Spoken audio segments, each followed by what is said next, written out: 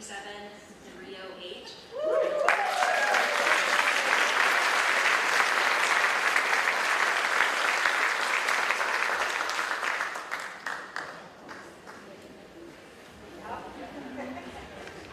All right, if everyone would please rise.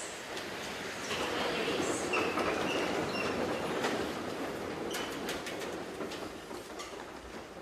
I pledge allegiance to the flag of the United States of America and to the republic for which it stands, one nation, under God, indivisible, with liberty and justice for all. Thank you.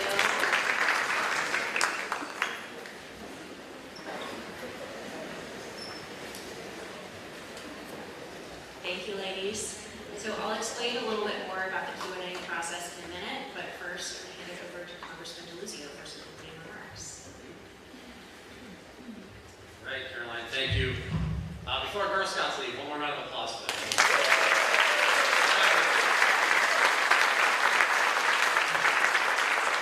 Is everyone here in the back? Thumbs up?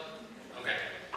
Welcome. Thank you, of course, to Riverview School District for hosting us. Kurt, custodians are doing a lot to help us get set up and make sure this happens. Thank you. We've got cops from Oakmont and Allegheny County Police here to keep everybody safe. Thank you guys for being here.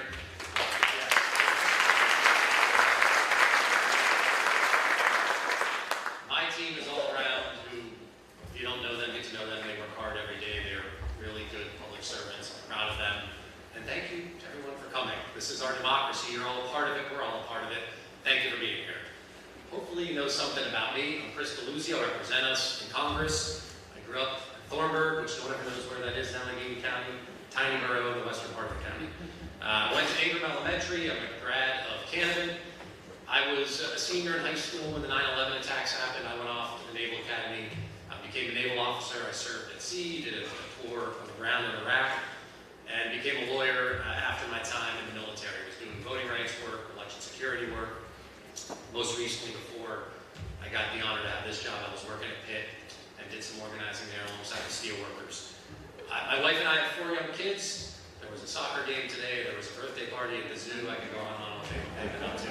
We had a full day. We're very proud to be raising my family where I grew up, in the place that made me. And it's a great honor for me to have this job represent all of us in Washington. I pinch myself every day that I get to do this. This community, though, right, we have been through a lot, especially recently. I want to start talking about the storms that happened a couple weeks back. So many of us, my family included, without power, some more than a week. I think 300,000 people in the region lost power for some amount of time. That's a lot. And I know what the impacts have been for folks, whether it was medicine, losing food, frozen baby milk, I could go breast milk, I could go on and on what the impacts were. And thank goodness it wasn't a 100-degree day. It could have been much more dangerous for folks. I know the linemen and the workers were doing as much as they could, but the fact is, if we're going to have storms like that, which it seems like we're going to have more, it can't be the case in the United States in 2025 we're going to go a week without power. I sent a survey out. I'm welcoming ideas. I want to hear what your experiences were. I've already heard from folks more than 1,000 responses talking about everything from burying the lines, more aggressive tree pruning, better communication about real timelines for when your power be restored, getting generators to first responders and others. There's no wrong answer here. I want to hear from folks. And my job in this is then take those ideas, push our local government and utilities, come up with something so that this is not what we're living through every time we have a big storm. That's the hope. And please take that survey and make sure I hear from you on this. That ties into something I talk about with our values, right? Around here, we look out for each other. I think that's pretty central to who we are as people in Western Pennsylvania. I talk about hard work. I talk about patriotism a lot. I care about it a lot. You go to almost every home in our region, our district. Somebody somewhere is wearing a uniform and they're proud of it. That's an important part of who we are. And I'll be blunt. I see people who I serve with, who I see in Washington, talk a lot about waving the flag and act like they have some monopoly on loving this country. I don't think it's patriotic to put Social Security at risk. That's an earned benefit for folks after a lifetime of hard work.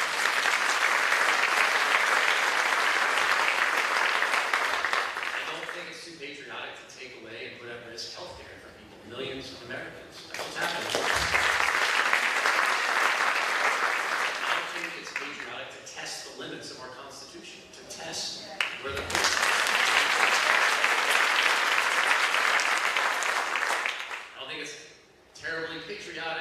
to attack workers' rights and bargaining rights that exist in this country for a century. I don't think it's patriotic to put at risk veterans' health care, but at the same time you're pardoning cop eaters from January 6th.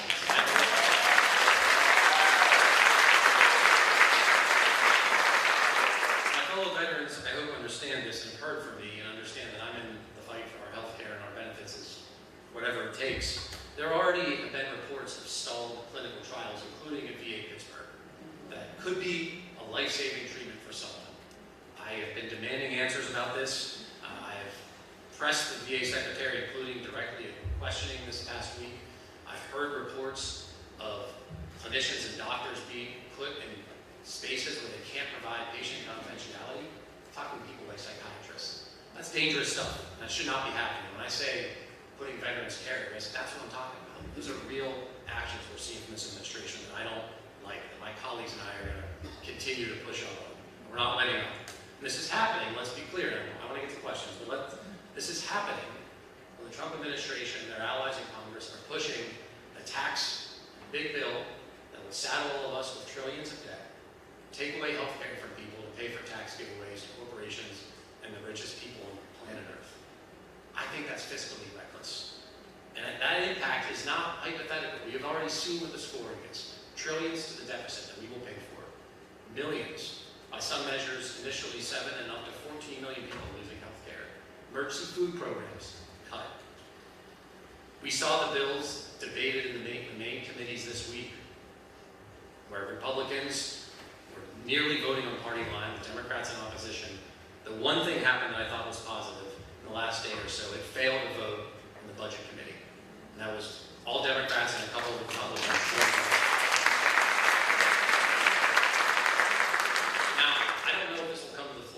My Republican counterparts are a bit in disarray, fighting over where this bill will be. I guess they want to take health care away from even more people on Medicaid. I don't agree with that. But if I see this bill in its current form, I'll be voting no.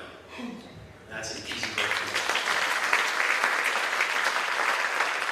One thing I do want to vote for, I hope we finally get to vote for, is to ban congressional stock trading. I think it's corrupt.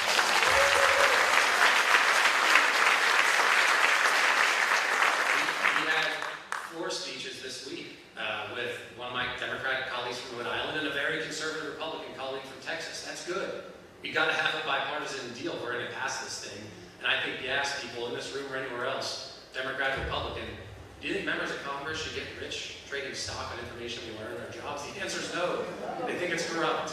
I'm worried about stock trading from people who knew in the administration about the tariff policies. I think that's corrupt. We should be investigating that. I think building trust in this government is about taking on corruption wherever we see it. I don't care the party. We need more people being willing to take on that corruption. So I come back also. Well, thank you. Yeah, let's clap for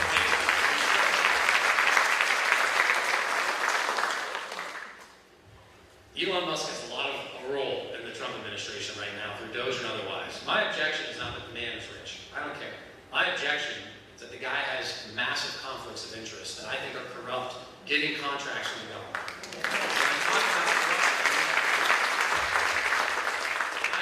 Don't get me wrong, I'm all about making our government more efficient to protect all the money that we put into our government. I serve on the Armed Services Committee. The place you start if you're worried about fraud and waste is the Pentagon. We see price gouging happening across weapons systems, you name it. There's a lot of waste there, and I say that as a guy who wore the uniform. We know we could do much better at the Department of Defense. Yeah, I don't hear much out of Doge targeting big spending in the Pentagon. Makes you wonder. But we should not be doing, we should not be targeting our public safety professionals. There are people in Allegheny County who work at a NIOSH facility, that's the abbreviation, who work on things like respirators, certifying those things, right? That people in the building trades rely on, firefighters. They were terminated. We pushed back, some of them are getting their jobs back, but not all of them. There are folks who work on mine research who are still on the chopping block. I don't think it makes sense to have these folks fired when their work is important. We know their work is important. We've been pushing back and having some success. Some of those guys are coming back to work. We had grant funding that was paused for the Max O'Banka murals at St. Nicholas Church in Millvale. Got that money restored to those guys. Ross and Westview EMS, I don't want to paint a rosy picture, but I think the pressure from folks, I don't mean just me, can have a real impact. So me as your representative, or senators, anybody else, we're all in this thing together, and I think representatives hearing from the people they serve is how we get some change done in Washington. So I hope you guys are committed to that. It is an important thing. I will stop talking. I want to hear from you guys. I think this is the job, right? I hold town halls. I come take questions at Chamber of Commerce breakfasts, at senior centers, at places of worship, you name it. I see politicians. If you're afraid to do that, this is probably not the job for you. And I think that's a pretty good thing. I see the state politicians, Joe McAndrew, who I know takes those questions. Joe, good to see you. All right, with that, I think I'll turn it back to Caroline, and we will take some questions. Caroline, where'd you go? Oh, she's right here. All right, guys, let's get into it.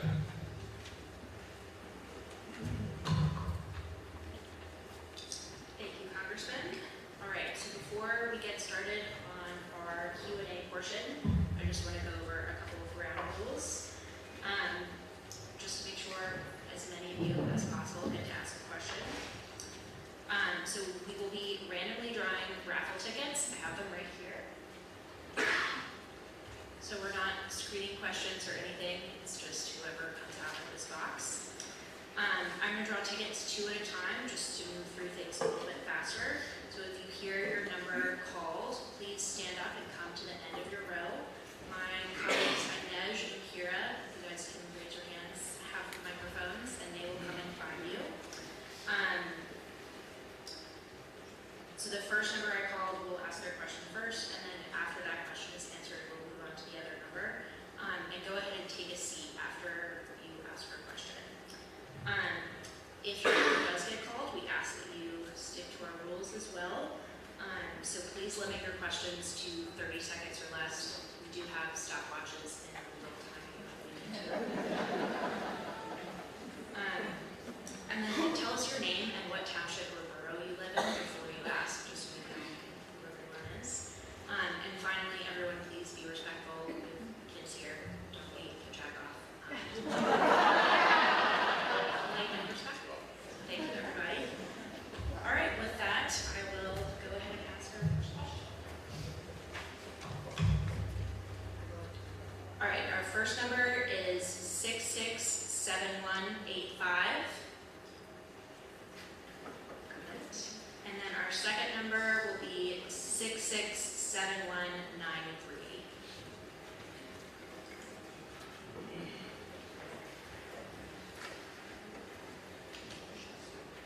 Hi, my name is Darcy Zotter, and I'm from Edgewood. Some of you know me and know I'm a retired Foreign Service officer who proudly served in Afghanistan. When I was in Afghanistan, the consulate that I worked at was attacked.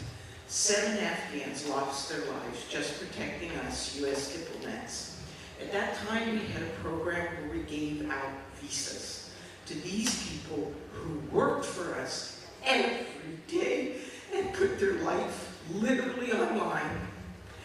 And not that I want to take away from other people who've come here on these special programs, but I am just crazed that we are now lifting these protections for the Afghans that are in the United States. So I turn to you, Congressman, and say, what are you doing?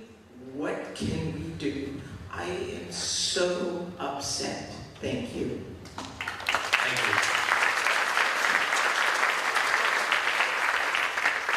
And I want to say something too about your service. Thank you. Right? People think and often will thank veterans. And you're diplomatic for when so many people are in public service in real ways, in harm's way, as you were. And so thank you. And you went to the heart of it, right? So many of these are people who were on the front lines with Americans, very much in danger, but their families in danger. I didn't serve in Afghanistan, I served in Iraq. Plenty of my colleagues who served in Afghanistan in the House, in both parties, have been pushing hard to get those folks and their visas processed, to get them here, and to push back against exactly what you described.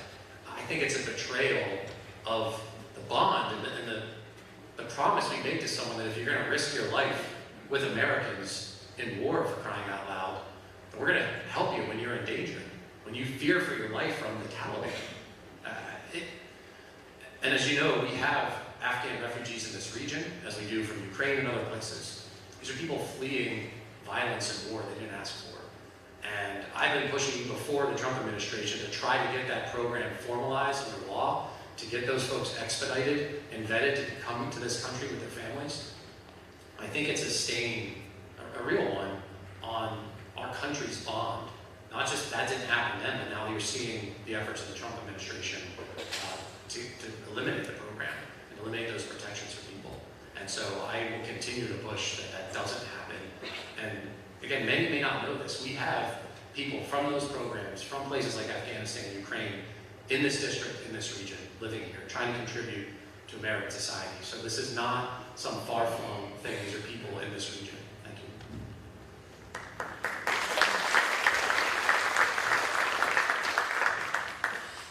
Hello, Ben Taggart. I live here in Oakmont. When we have a president who doesn't seem to be respecting the Constitution, following court orders, trying to usurp the legislature's ability to raise taxes and to spend money, and taking those abilities for himself, what do you recommend to us as citizens is the best way that we can push back on that and ensure that the Constitution is respected? Thank you. Thank you. Well, I shouldn't gloss over the first part of your question, which is to highlight that there are real stresses. If anyone came to my first town hall, that's where I started, my first town hall this year. That's where I started my remarks, of there are real attempts to test the limits of our Constitution, to force the courts to step in and say, no, we still have due process rights in this country. That's happening. It may be something as small that you may have heard a fight about the Library of Congress. Okay, that doesn't seem like that high of stakes, but actually it's about whether the executive or the Congress controls different parts of our government, and what proper role the courts have, what proper role the Congress has, and what proper role the president has. Those aren't small fights, and I say this as a guy who, even in the last Congress with a Democratic president, voted against my party and the president because I thought on war powers, Congress had given up too much power to the president, whatever the party. I think that's something that we should be concerned about. You guys hear that? Yeah. Okay, is that better? Okay, sorry. And the other part of your question is, well, what can you do? Participating in your democracy and talking to guys like me is part of it. I think, and I hope you understand, that I share your concerns. Somebody's messing with us. Okay. I share your concerns, and I'm going to do everything I can to uphold my oath. Right? I take an oath to the Constitution, as does every other member of Congress, as does the President, essentially the same one I took as a midshipman at the Naval Academy. That is a really important, serious thing that I value and do not take lightly. I would urge all of you to find any way that you can participate.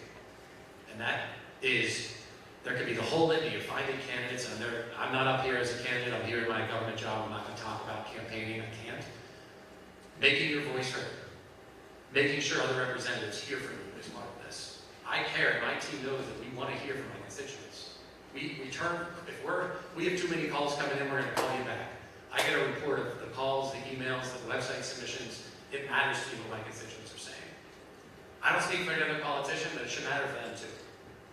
And if the president wants to behave like he doesn't care what you think, well, we have elections next year. We have elections 2 years after that. And I think make your voice heard in all the ways you know. Now, if we were in a different kind of setting, I could give you some more partisan political advice, but I think you get the point.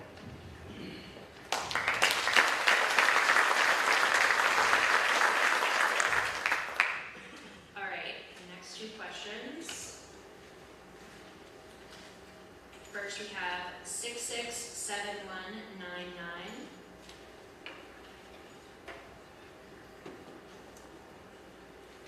Got it? Okay. And then our next one will be 667202. 7202. Perfect. Thank you, Representative Deluzio, for doing this. My question is, I'm sure myself and a lot of other people in this room have been at demonstrations here in Pittsburgh and other places in an effort to address some of president is doing that we have a lot of concern about. As an elected representative, how do you feel when you see these people doing it, and do you think it has an effect? Thank you. I'll start with the second part of your question. Absolutely, I think it has an effect. And as you may know, I've been out there, from Beaver County Courthouse to rallying other part of the state, where I think there are Republican colleagues of mine who should be listening more to their constituents. I think it matters. If you're a politician or elected official who doesn't think hearing from your constituents matters, you're not doing the job right. So I think when I talk about our Constitution, that also includes the First Amendment, and the right to peaceably assemble, to make your voice heard, and to speak up. So I do think these demonstrations and participating in our democracy, which is what that is, matters. I didn't think that announcing that we should have hands-off Medicaid would change people's minds, I wouldn't participate, but I do. I think us saying there are no kings in America matters. My concerns about there being oligarchy or government by big, powerful interests is real. And I think a lot of people share that across the parties. You understand that when I talk about corruption, I'm also talking about how much money distorts our elections. You think about the ads you see when anyone in Pennsylvania is running, we're used to them. We get all the TV spending here. The lion's share of that is unlimited, often undisclosed super PAC spending. And that's typically big corporations. Not all, not exclusively, but that's a lot of what that is. I think that's a problem for our democracy. And I think a lot of people, Democrats and Republicans and everyone in between, share that concern. And so I connect the dots because if you can drown out the voice of the people, the collective power of the people with money and ads and all the rest of it, it distorts our democracy. So I always connect it back to the way the machinery of our democracy runs and the corrupting influence of money in our elections. I think they are linked. We've got to break the stranglehold of money in politics.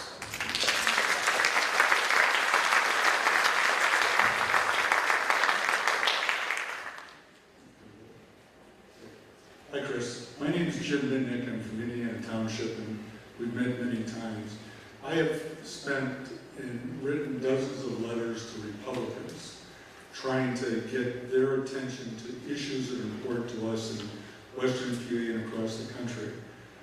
Are there any Republicans that we can get a hold of? First of all, when they respond to me, their comment is typically, we really don't listen to people outside of our district.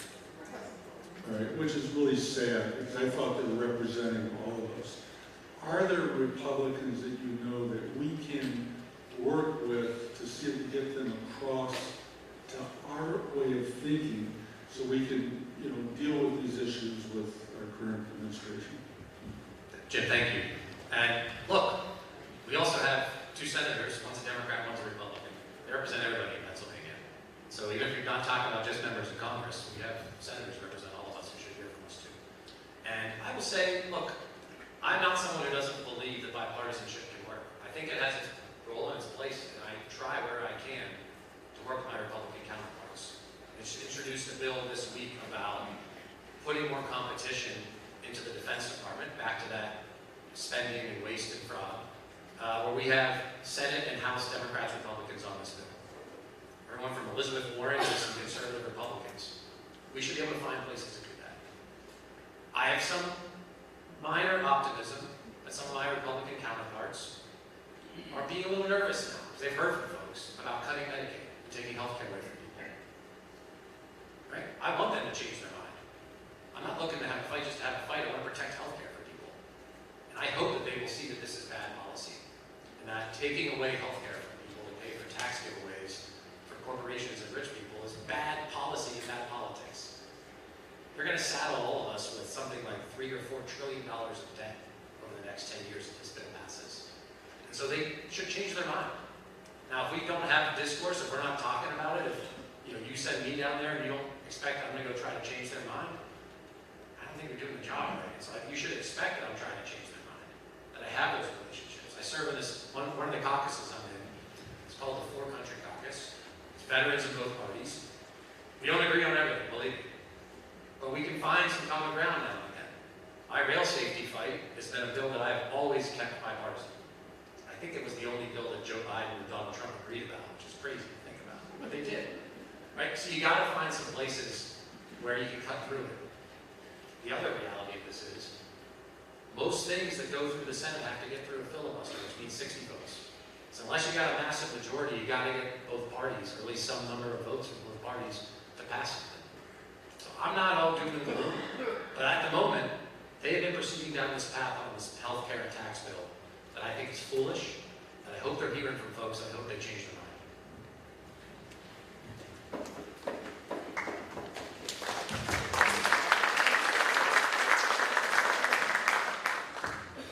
All right, next up, number 667204.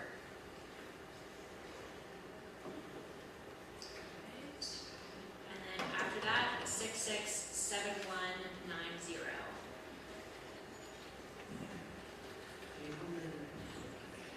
7190. Go ahead. My name's June Esser. I'm from Fraser Township. My question is about impeachment. So it's an old topic and we're all really exhausted. You know, you say the word impeachment, people immediately get tired, including myself. But my question is what's going on right now? I understand last week there was some articles filed by a gentleman, I believe in Illinois, somewhere, and then a number of the party leaders, AOC, I believe, I don't know who else, went to him and encouraged him to back down. Hard to get details on why that was, because he had 7 clear charges of impeachment that would have been invalid. My understanding is this upcoming week, Representative Green will introduce more articles.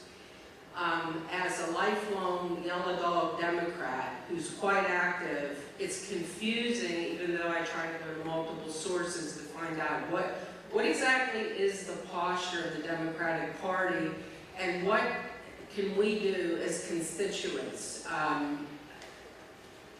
So any enlightenment you can offer. Thank you. Sure. June, I think, is here. June.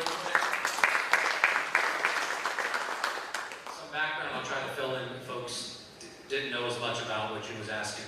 A colleague of mine from Michigan was going to introduce some impeachment articles, decided not to. I hadn't heard about Mr. Green, but essentially there hasn't been any kind of vote on impeaching. These are about impeaching the president. There hasn't been a vote on the floor. As you folks may know, the majority in the House controls the committees and thus gets to decide whether they're investigating hearings. Democrats elect our own leadership in the committees, and my judiciary chair ranking member is a guy who I think knows what the heck he's doing, a constitutional scholar, Jamie Raskin from Maryland.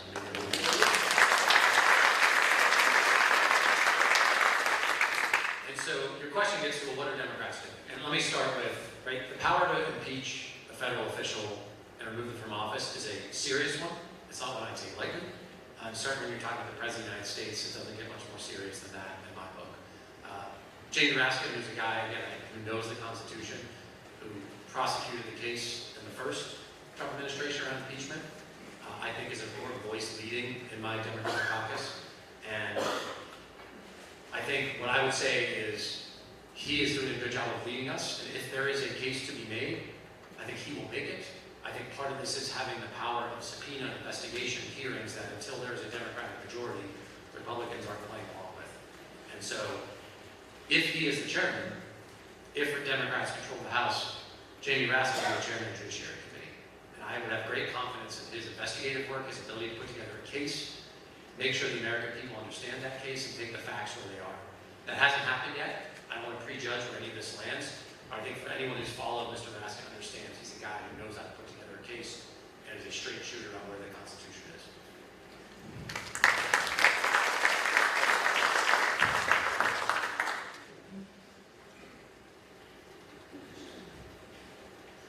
Hello, Congressman. My name's Torsten Ove. I'm a former reporter for the Pittsburgh Post-Gazette. I covered federal court for 25 years. Not doing that anymore, but my big concern, among many, is the weaponization of the FBI and the DOJ under this administration.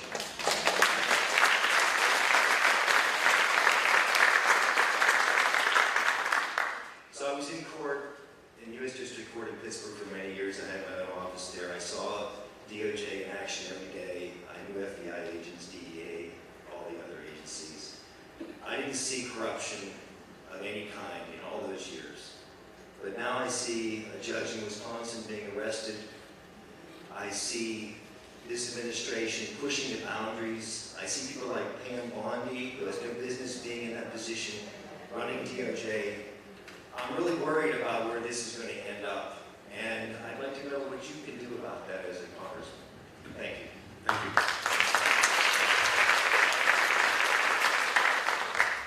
Let me start with some of the concerns that I also share. You mentioned the Attorney General, Pam Bondi. Folks may have seen just this week, there's reports that she was selling or trading some Trump stock that she probably had some inside information around, I think in the last week. And again, that corruption is real. It erodes trust. It's something we have to take head on. And the rule of law and the norms that I think are being stressed, maybe no place with higher stakes than when you talk about law enforcement and the power of the federal government to take away your liberty. Right? That's what you're talking about, being in the courts and doing reporting. The FBI knocking your door is likely leading to an arrest and you're getting charged with federal crimes. That's serious stuff. The Bill of Rights is all about constraining the power of the state, right? To put some guardrails to make sure they make their case in full view of the public in front of a jury. Those are bedrock principles. And I know I'm saying things that we all know, but we should say those things, right? We had a Supreme Court decision in the last day or two reaffirming that you have to follow the law and you have to even give people you're trying to deport under an expedited basis some due process. Those are bedrock principles in America. And I don't think anyone, maybe I'm wrong, I don't think anyone would want their political opponents to be able to take people and throw them in jail, kick them out of this country without someone checking that they were right. That's due process. That's what it is.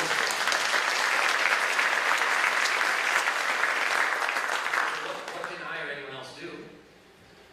Part of it is when we find out about things, making sure the public knows about it, demanding answers from the administration, any administration, holding them to task, and if they're violating the law, proceeding down the path of working with the judiciary chairman to remove them from office.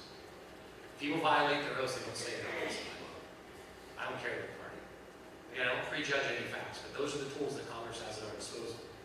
And I think you should see and expect some courage from people who have a job like mine to stand up for the Constitution. I don't just mean people in my political party.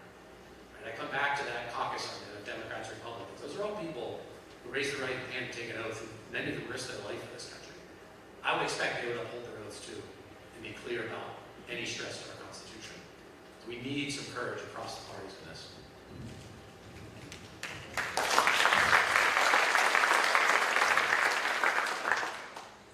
All right, next question will be 667189.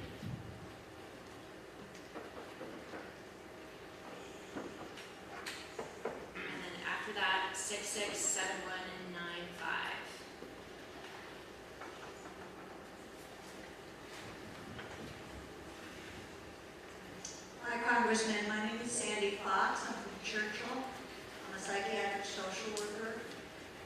And for 20 years, I've been an advocate for national improved Medicare for all. I appreciate that you co-sponsored the bill that was recently reintroduced, and I'd like to ask you to speak to why you support this bill.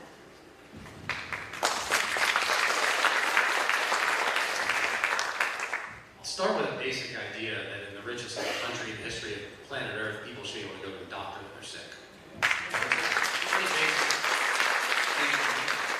I don't think people should have to face financial ruin to get medicine or go to the doctor. And I think, raise your hand if you've ever been on the phone fighting a claim in your healthcare system. How's that experience been? Okay? Our system has its many, many flaws. And we know that we can make Medicare better. Certainly there are problems that we've now seen some charges against United Healthcare, even on the Medicare Advantage side of things in the last week or so, where they're overbilling or denying claims. But I think that people should really get healthcare. I think we can bring down costs. I think that all the way up to having something like a single payer system, you can raise the eligibility age for Medicare. You can add things like hearing, vision, and dental, right? You can have a public option. All of these are ways to get us to that bill that you're talking about, that I think it makes sense. Or folks could still have the freedom to add supplemental insurance, whether through work or otherwise. But again, I come back to, you ask why, a basic idea. Our system that we have is too expensive. It hasn't worked well enough. We know that drug prices in particular are growing much faster than normal cost of inflation. Same for healthcare in general. And the experience dealing with these private insurance companies that have profit motive has led to worse care for people. I get my healthcare in the VA. I'm very proud of the fact that I get my healthcare in the VA. I push the VA to do better all the time. But I see the same studies. The VA does as well or better than most of the out-of-town for-profit providers. We have different models in this country we can look to. And so again, I come back to the basic value of people should be able to get healthcare. Our government already is deeply involved in healthcare through Medicare and otherwise. We can make this better for people. Thank you.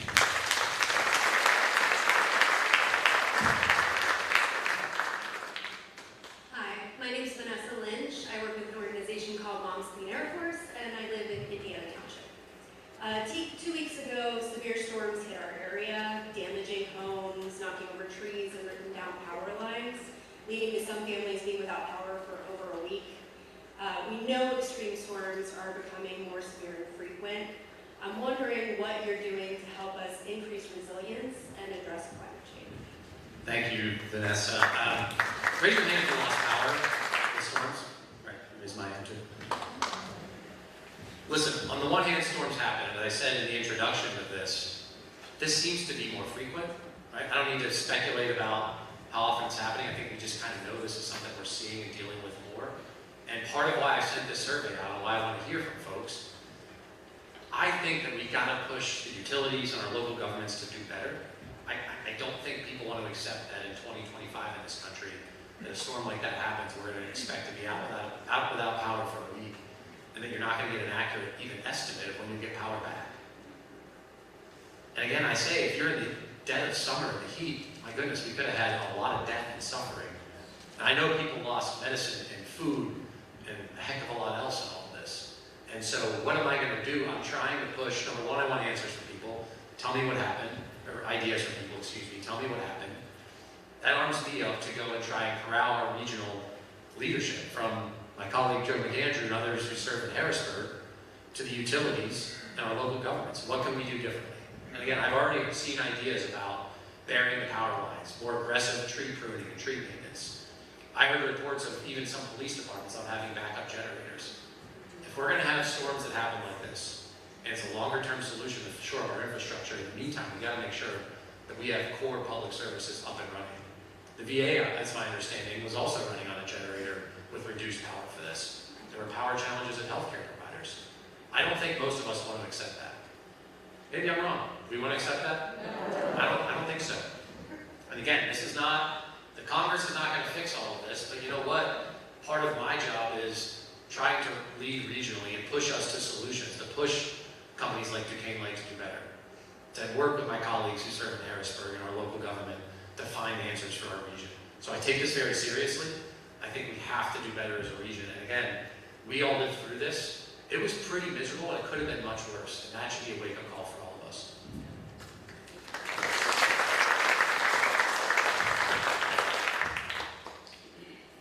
Next up, we'll have 667150.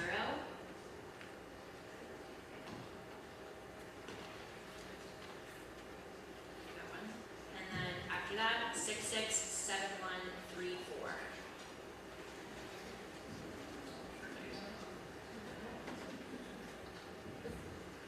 Hi, Chris. My name's Bob Heister, Fox Chapel. I'm distressed at the involvement of private equity, buying up the power companies, buying up anything that could possibly generate generate more wealth for their funders. Duquesne Light didn't have to be that way. Once upon a time, it was a shareholder-controlled public utility. It's been bought and sold several times. Not long ago, to an out-of-country entity called Macquarie, and now I don't know who owns it, but some other private equity outfit. What can be done to control what private equity is doing to power companies, to medical, the pharmacy benefit providers? It's a cancer that is not being regulated in any way, shape, or form, and it's just eating away to our society.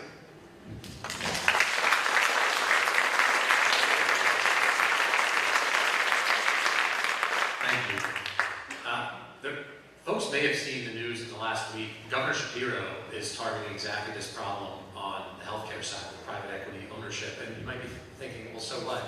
Well, the outcomes for patients are considerably worse, whether we're talking hospitals or nursing homes when they're owned and controlled by private equity. And there are a lot of predatory practices we see, business practices that are designed to lease back property at exorbitant rates. They cut the patient staffing ratios, which leads to worse healthcare.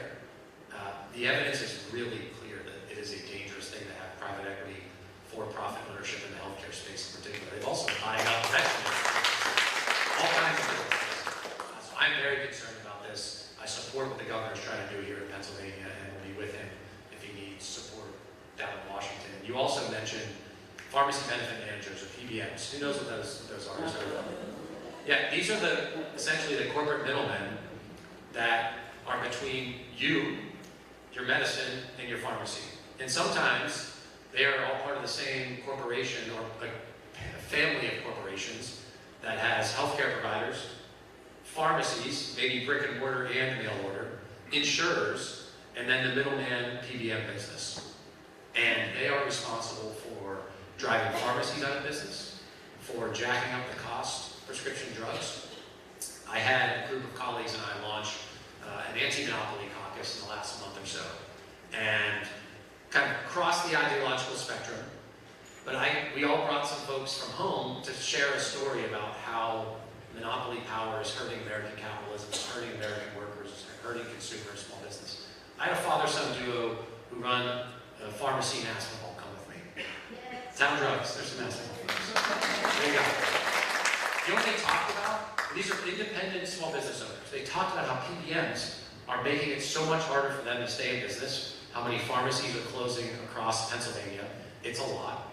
How that means worse service for their patients, and the terms that are dictated to them from these PBMs, which essentially say if you don't accept these predatory terms, you're out of business, all while they're steering prescriptions to their mail order pharmacy where, of course, you can't get help if you have something specialty.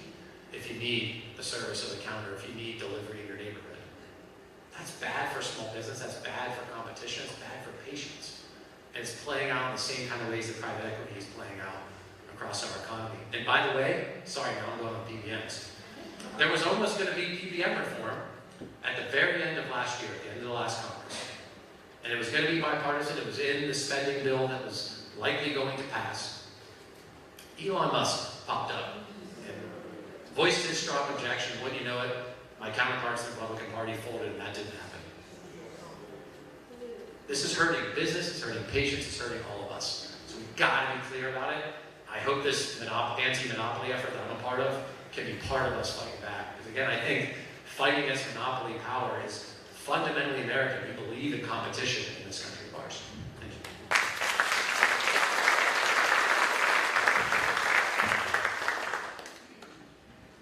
My name is Brigida Clover. I live in Ross Township. First of all, I want to thank you, Congressman, because I have contacted your office a few times on different issues, and I've always gotten a response, and I appreciate it. I guess my concern is the blatant corruption in this administration that they don't even try to hide anymore. And I wonder what the Congress can do with that, or if they'll do anything about that since it's Republican-led. Thank you for the question. As you probably could tell, I get fired up about corruption. I've talked about it a lot tonight.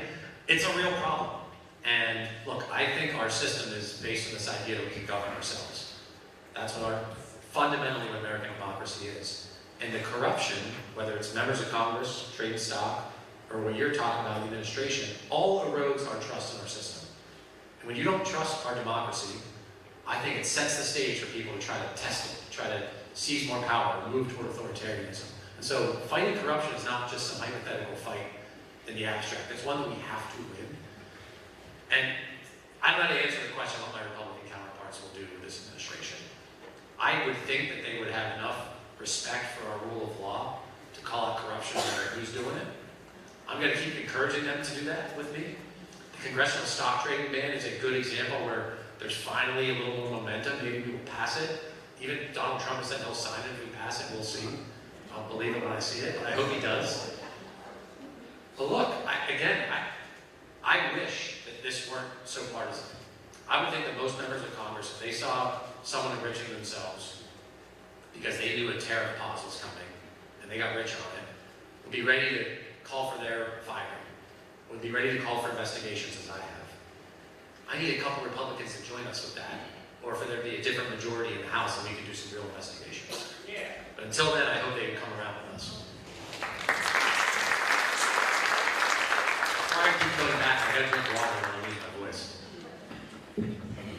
All right, I think we have time for one more question. Are they gonna kick us out of here? Yeah, maybe. We'll do a couple more, or do okay, do a couple more. All right, we'll do a couple more. Next question after will be 667181. Anybody?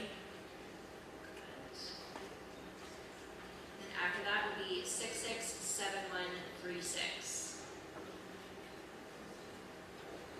Oh, we didn't have one for 7181? Yeah.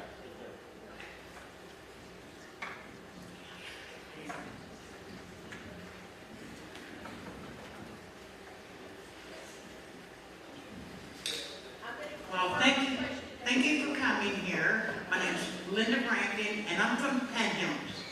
I have to say, I congratulate my neighborhood, my Penn Hills municipality. We have a neighborhood playground that was covered with trees. We could not get around our neighborhood easily. Trees were down everywhere. In one day, all of it was cleaned up. Now, we still didn't have power for 2.5 days, but I'm just talking about the cleanup and the crews got our neighborhood working again. My other question, what in the world, they're trying to destroy the Department of Education and ban books and go against our universities and silence our right for free speech. This is the start of like Nazism. Sorry, I had to say that. And it's getting worse. The Congressman, I don't know who do we contact, and it's really bad. Well, number one, I'm glad to hear the park was cleaned up quickly. That's a good story amidst what was otherwise a brutal couple of weeks for folks. Let's start with some of what you talked about. Department of Education, right? Anyone who's an educator or a parent, a public school parent, we know how much federal money comes into our districts.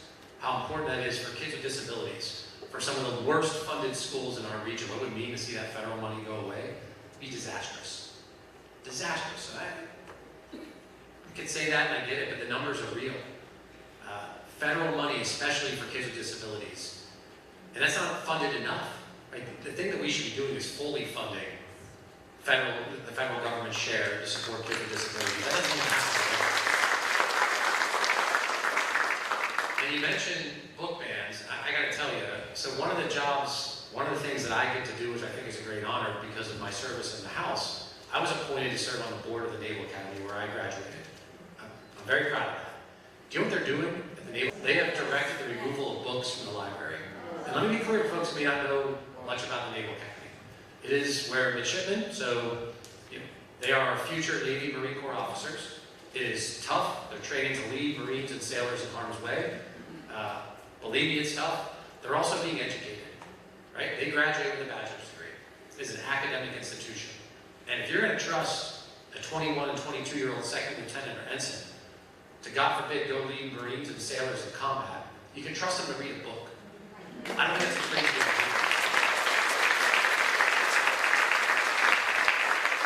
And so, you ask, what can we do? What are we doing? Well, I'm on that board. I'm fighting Senator Chris Van Hollen and I, and Congresswoman Elfreth and I are on the board trying to take that fight to make them reverse this decision. But it's coming from the Pentagon. It's coming from Pete Hegseth, who, by the way, should be removed from office. I didn't mean to get on him. Look, about the signal gate scandal? Anyone who's ever been involved, whether you wore the uniform or you're involved in national security jobs, you would never communicate the kind of information about an active operation on anything but a classified channel. And he was doing it on an unclassified personal device that I'm sure was compromised. It is reckless. I said at the time that head should rule, I said we should investigate.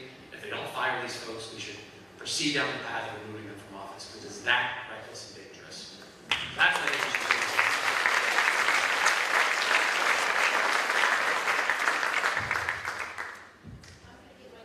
Okay. I know, should you come down?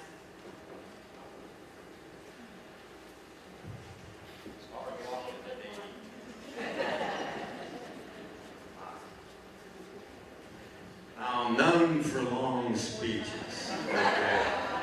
My wife every morning tells me, you got 2 ears and 1 mouth. But I have something to say today.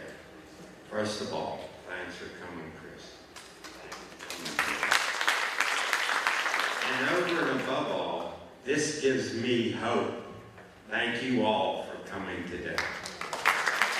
And here's my point. I taught American history for 35 years to high school people, okay? And then I ran upon a great philosopher, Santana. He said, those who cannot remember the past are condemned to repeat it, okay? I see a major problem. I'm going to get to a question. But it takes a while. Sorry. I have a soldier's and sailor's hat on. Okay?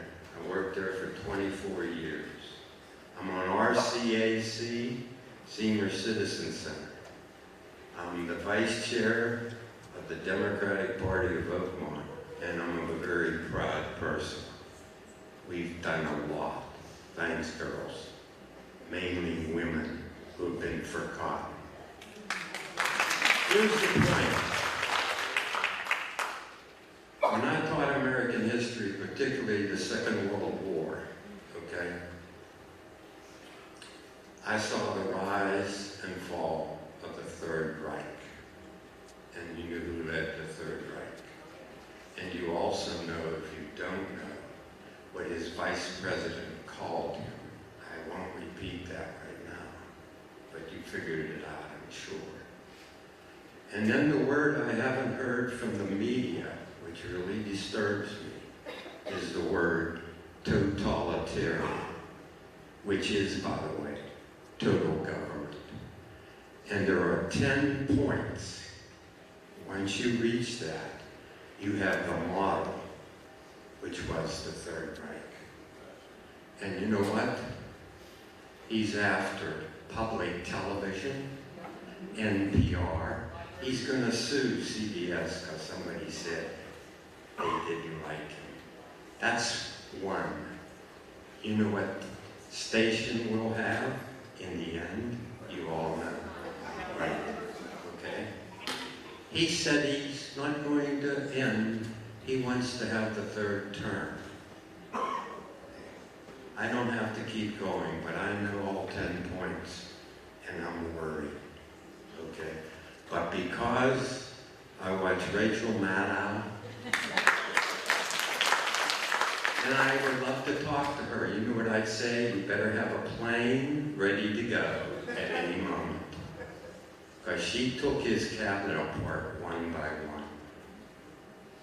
Here's my question. You all want me to get to that? Here's the question. I cried when Hillary didn't get it. Because women, that's the final glass ceiling. And then I cried when she didn't get it. We have 2 million people out there. She got 77 million. He got 79. Okay? We need, question, to take a look at why we lost 2.1 million.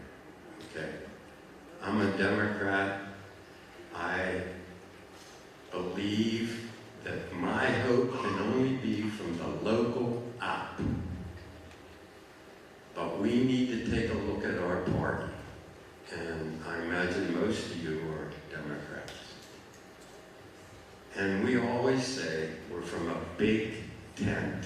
I'm finishing up. And a big tent is the strength, and it is also sometimes the controversy. How do we get those 2 million people back? Thank you.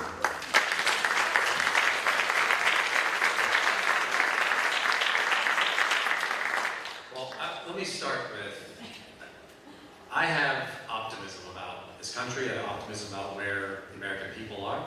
Right? If I didn't fundamentally believe that we could govern ourselves, that we're good and decent people, I wouldn't be doing this job, right? And you said you thought maybe everyone here, most people, my district is about 50-50 Democrats, Republicans, and independents. This is a competitive district. That's rare in our system. And I think the fact that it's rare is part of the problem, right? Most districts in America, because of gerrymandering, because of the way they draw, people don't have to go out and compete for votes. They don't have to meet people where they are. They don't have to take the lumps of somebody disagreeing with you. I think that's a problem, right? And I think that's how you kind of get such extremism that we see in a lot of our politics, where you have such tribal loyalty to your partisan allies and nothing else. And so maybe I'm closing on a little bit of like a grand idea, a grand gesture, but you know what? Like we need some of that. It does. I understand the stakes. I understand the risks of what's going on in our system. Believe me, I do. I take my oath very seriously. But I come back to I have great faith in all of us. I have great faith in the people who I get to serve, the people who elect people like me all over the country. I trust our judgment. That means sometimes your party's going to win, sometimes your party's going to lose. And we'll save the discussion for what Democrats can do differently for a campaign event, and I'm sure my Republican counterparts will do the same. Because no election is static. Majorities change, midterms and presidential majorities and elections, they come and go. But I think on the fundamental question of will our system of government hold, is it strong? It's under stress. I think it will hold. I think the American people understand and have faith and want us to govern responsibly. They don't want to see the erosion of the rule of law. They don't want to see the Constitution ignored. They don't want to see anything resembling a king in America. I certainly don't. I don't think any of you do either. So my promise is the same one I've always given, that I will uphold my oath and do everything I can for the people who elected me, no matter their party, and for this country that I have loved for a long time, that I swore an oath to defend this country back when I was 17, and I still believe as deeply as I did then. Thank you.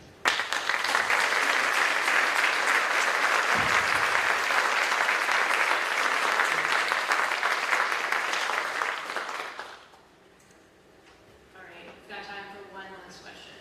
That was pretty good. All right, last one will be 667169.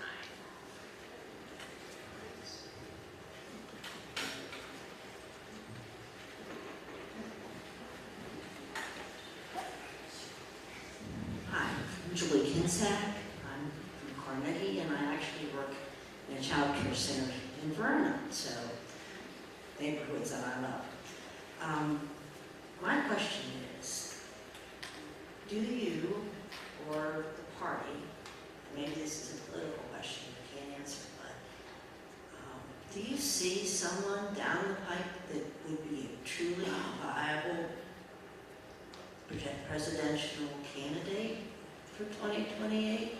Are people kind of being led or groomed, or, I don't hate that word, but led or encouraged, or, because I think, I'm not real sure that's been the case. It's a great question. Now, I would love to answer your question, but here's the thing. I'm here at my government town hall, and I would get in trouble if I got into like who my party's nominee or who the Republicans would nominate, so we'll save that for a different day. I'm sorry that I don't want to get into it in a way that I should. But I will just say this. We will have elections in 2026 and 2028. And as I say, our majorities change a lot. I've served, this is my second term. My first term, I was in the minority. Republicans controlled the House. Democrats were in the majority of the Senate. Joe Biden, as Democrat, was president. I'm now serving where Republicans are in control of the House, the Senate, and the White House. I have no idea what the future holds, but I come back to my having faith and optimism about where we go. We can talk on the other side of things, okay?